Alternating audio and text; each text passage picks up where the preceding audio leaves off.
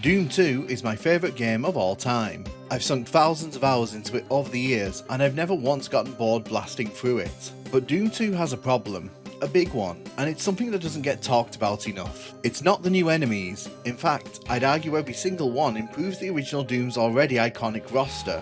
The Hell Knight is a great compliment to the Baron, who was arguably too tough in some situations. The Revenant, Arachnotron and Chain Gunner add tactical versatility, while the Archvile and Pain Elemental, they're brilliant in how they warp the dynamics of any room they're in. They can totally destroy your progression if you don't take them seriously. No, it's not the new weapon either. Sure, the super shotgun is arguably overpowered and makes many encounters easier, but it's also endlessly satisfying to use. If anything, I'd say Doom 2 should have added more weapons. What it offers certainly doesn't disappoint, but I always felt there was room for more in the game. No, in my opinion, the biggest problem with Doom 2 is its level design. The original Doom focused more on smaller scale yet tighter experiences. The levels on offer there are by no means perfect, but I'd argue that in most cases, the quality levels within the overall package outweigh the weaker offerings. Even at the most experimental outings, Doom 1's levels offered up interesting twists on Hell and its locales. The episodes played into this, maintaining consistent themes and a design principle that seeped through each of the levels within an episode, making it feel like you were progressing through a complete episode. Doom 2 arrived with the promise of bigger and more challenging levels. I'd certainly argue that the first of these two are met with flying colours, but bigger doesn't always mean better. In fact, some of Doom 2's best levels are the ones that stay relatively compact and focused. Take Map 1, Entryway. It's punchy, atmospheric, and cleverly introduces the game's new tone. Secrets are layered. Some are easy to find, while others are much more obscure. The rocket launcher can only be found if you truly explore the full level, but it's an amazing reward this early in the game for players who are curious. It feels like Doom, but grittier and more grounded, and it introduces the game perfectly. And then there's Map 7, Dead Simple, another classic Doom 2 level. It's not a large map, but the encounter is iconic. The design is tight, purposeful, and introduces new enemies without overcomplicating the experience. It's remembered fondly because it's a genuinely fun time. But it's not just the small levels in Doom 2 which hit the mark. There are plenty of larger levels which deliver on that promise. Map 11, Circle of Destruction, ends the early game on a high note. It's larger, but the layout flows well. Keys and switches are placed smartly, guiding the player naturally through the experience. My only gripe with this one is that awkward lift puzzle before the end, a rare misstep in an otherwise brilliant level. Then of course there's Map 14, The Inmost Ends, a true puzzle box map. It's intricate but logical, offering multiple paths and rewards for players who explore it fully. It's a step up in complexity, but it doesn't buckle under the weight of its own experimentation, and the level serves one of the strongest outings in the entire game. But then there's what I would argue is the best level in the entire game, Map 29, The Living End. It's a sprawling level with huge scale, yet somehow manages to have laser focus on the smaller scale navigation and tight combat. It forces the player to go around the outside of the level, working their way down narrow passageways and facing off against a huge variety of enemies. Even when it throws traps at the players, there are options in how you navigate that. It's a punishing but fair level, and it's one that serves as a truly great outro for Doom 2. Well, it would do if it wasn't followed by an incredibly weak level. We'll get to that. Unfortunately for me, these are the exceptions in Doom 2. Doom 2 has a roster of levels which varies between great and tedious very quickly. A lot of these seem to come later in the game though. Map 8 Tricks and Traps, it's not a bad level. In fact, I'd say it's fairly memorable, but its gimmick heavy design makes it feel like a one-off experiment rather than a cohesive part of the campaign. The Imp Room, for example, serves no purpose beyond padding. It makes a strong first impression, but wears thin quickly on replays, and this isn't the only area in this level where this happens. It's a level where the gimmick overtakes the gameplay and leaves a lot to be desired in my opinion. It honestly would have been better served as a secret level in my opinion. Then there's Map 12, The Factory. Flat, brown and grey, it's visually uninteresting and structurally confusing.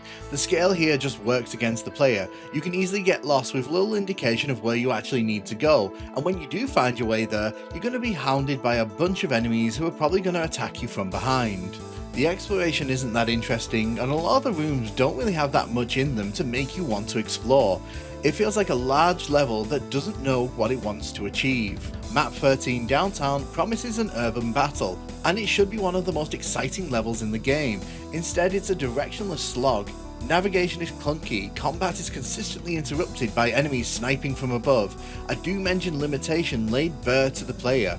Even the devs knew this level was confusing because there's a giant arrow on the floor to tell you where to go.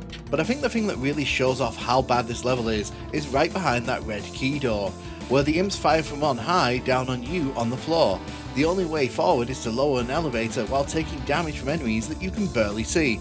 It's awkward, unfair, and just not fun. This level feels like the closest the game comes to addressing that subtitle, Hell on Earth, and it's such a letdown. But of course, these aren't the only offenders in Doom 2, and things arguably keep going downhill from here. Map 15, Industrial Zone, is comically oversized and just a tedious slog to explore as you find yourself trying to find the way forward. There's just too many directions the player can be pointed in, and the player can spend so much time getting lost in rabbit holes that lead nowhere. And again, this level makes use of arrows where the level design falls flat on its face. Map 19, the Citadel, is visually striking at first, but filled with nonsensical teleporters, obscure triggers, and tedious navigation. It's a headache to play because the level never has a logical through point. Even when it introduces the room with multiple teleporters at the midway point, it still feels like an overburdened mess. Trying to find the way forward in this level is a complete nightmare for new players, and many will get stuck trying to find their way to the exit. I genuinely think I can count on one hand the number of times I've gone and captured all 3 keys on this level, because to me, it's just not worth the effort. Nirvana, Map 21, is a complete mess of disconnected rooms crammed together with teleporters. It feels like a level stitched together from spare parts from other levels that didn't make it to the final cut, and for some reason it's overflowing with medkits at the start. What is going on with this level? And the final room is just one giant pain floor with a bunch of enemies above shooting down from on high. I hate it so much. Or what about Map 23, Bowels of Fun, which stretches a single joke into a full level, only to abandon that concept halfway through? Like, where are the bowels in most of this level? Once you get past the opening part, only the ending part actually has bowels in it. Where did they all go? It's a cool idea, it's just half-baked. Then we land at Map 24, the Chasm. The narrow walkways are infamous, and not in a good way. In 1994, gamers were forced to use keyboard and those awful original mouse controls, and this level was just a death trap because of it. Precision platforming in Doom just doesn't work, but this level goes all in and almost deliberately showcases how bad the Doom engine is when it focuses on platforming. Ironically, the best incarnation of this level is on the Game Boy Advance, which splits the level into 2 and actually handles it better. By the time you hit Map 25, Blood Falls, the fatigue has already set in. It's forgettable and weirdly laid out to make you feel like you're being punished for trying to explore too much. The amount of hit scanners when you head out into that open courtyard area is ridiculous, in particular when the chain gunners are just happy to take away all your health. You're required to stumble upon the cave system in order to move forward, but the cave itself is absolutely forgettable, like nothing really happens in here except an encounter with a Hell Knight. It's another level that feels like it was stitched together from the remnants of several other levels. Map 27 Monster Condo is packed with monsters in a jumbled layout that seems designed to purely annoy, and yes, it has more arrows pointing where to go, always a bad sign. This one just has a really confusing layout that seems intentionally designed to punish first time players. You're going to get lost in this level and you're going to end up spending half an hour trying to work out where you're meant to be going. The Spirit World, Map 28, introduces crucial shootable walls, something not really used in Doom 2 at all, with no indication that they're important. It's confusing, but I don't actually hate this level as much as other people seem to, because at least this level is trying to have a decent stab at creating a hell aesthetic level, something Doom 2 genuinely lacks in. And then finally, we're going to talk about Map 30, Icon of Sin. It infamously drops in a rocket puzzle that has not been tested or played up to this point in the game. The level feels very slapped together, rushed at the last minute I'd say. If the player doesn't figure out that they need to shoot rockets into the Icon of Sin's head, they're going to be stuck in a room with infinitely spawning enemies who will not stop coming until the player runs out of ammo and health. It doesn't test the skills the player's been learning over the game. Instead, they're thrown this curveball at the last minute and expected to work it out for themselves. It honestly feels like such a letdown as a final encounter. It's frustrating overall because Doom 2 starts strong, but as the game plays out, it fumbles and collapses under the weight of the promise that it tries to deliver. The maps become more and more inconsistent, stuffed with annoying gimmicks and increasingly confusing layouts, and this shouldn't be the case at all. Where Doom 2 should be elevating and escalating its quality, right at the moment where the game needs the action to ramp up, the levels let it down, hard.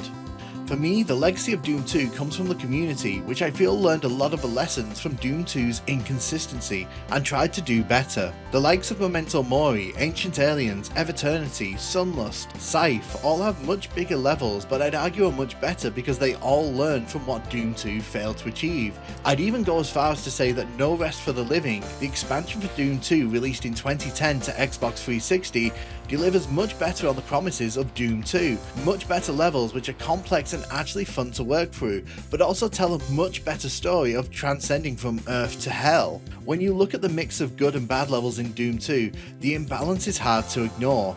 And yet, I still love this game.